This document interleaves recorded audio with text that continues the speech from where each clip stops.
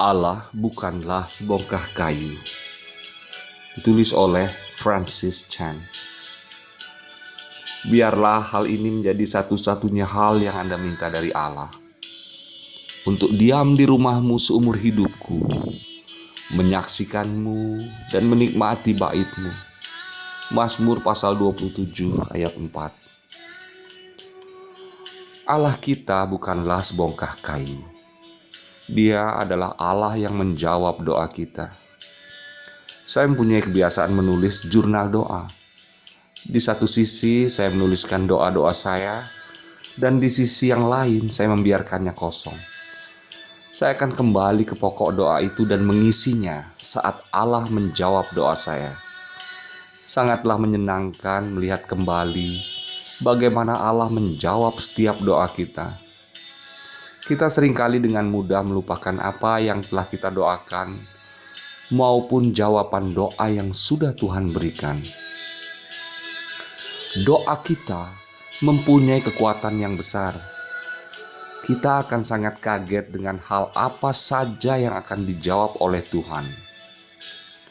Suatu hari, saya sedang membersihkan garasi saya. Hal yang tidak mau saya lakukan.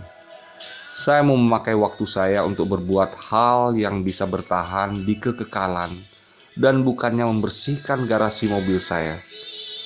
Lalu saya berdoa pada Tuhan agar membantu saya untuk melakukan sesuatu yang kekal. Saat saya sedang sibuk membersihkan garasi saya, tetangga saya mampir.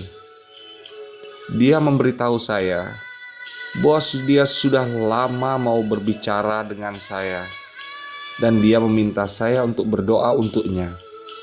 Bukankah hal ini luar biasa?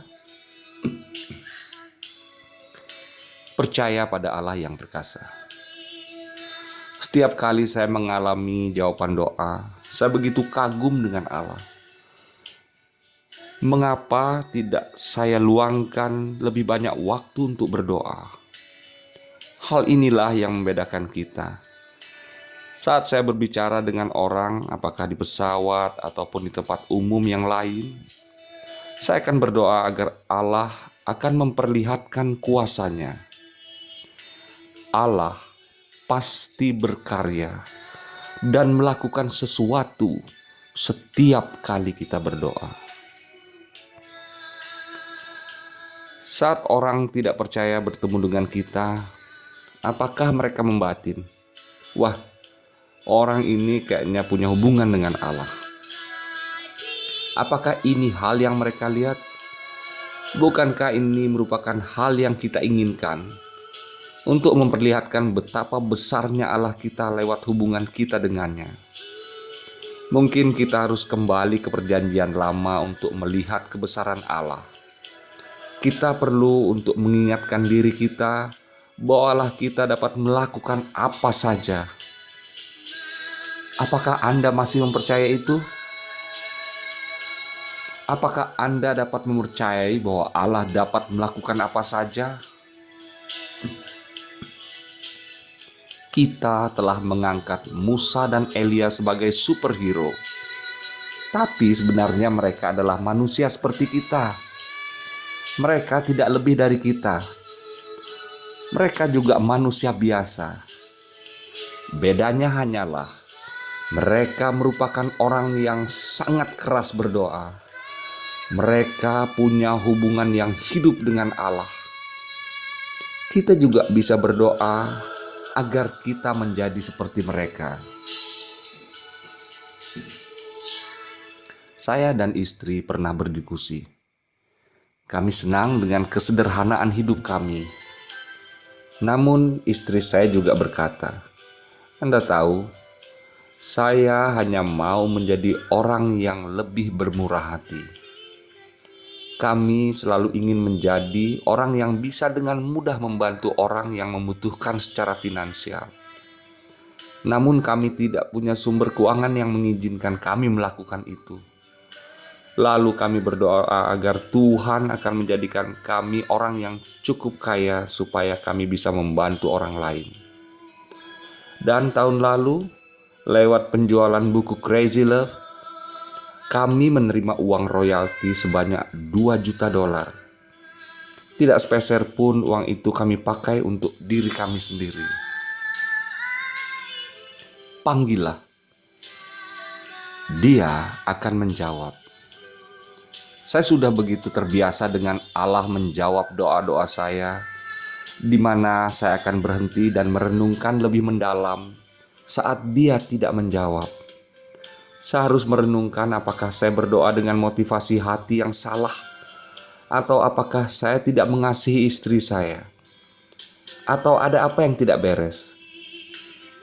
Saya ingin mengarahkan Anda pada Yesaya pasal 58 ayat 5-9. Ada orang yang memohon pada Allah untuk hal-hal tertentu, tetapi karena mereka tidak menaati perintah-perintahnya, tentu saja Allah tidak akan mendengarkan mereka.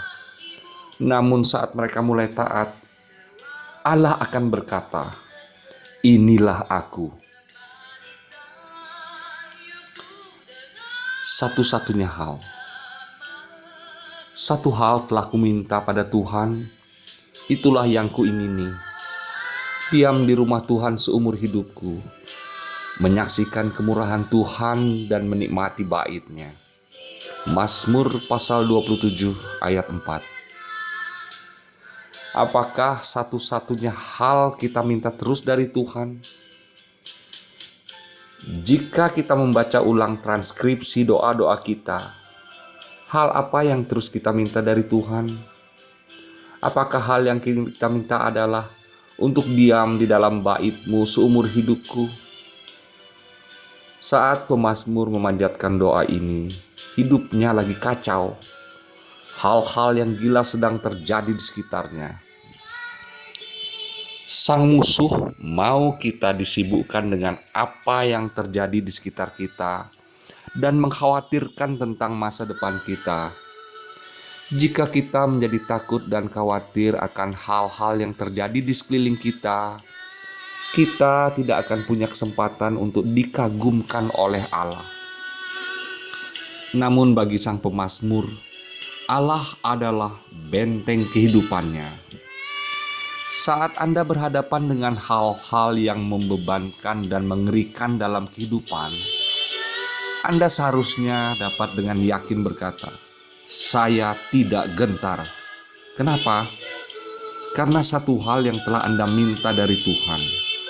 Anda berada di dalam hadirat Tuhan, bersekutu dengannya.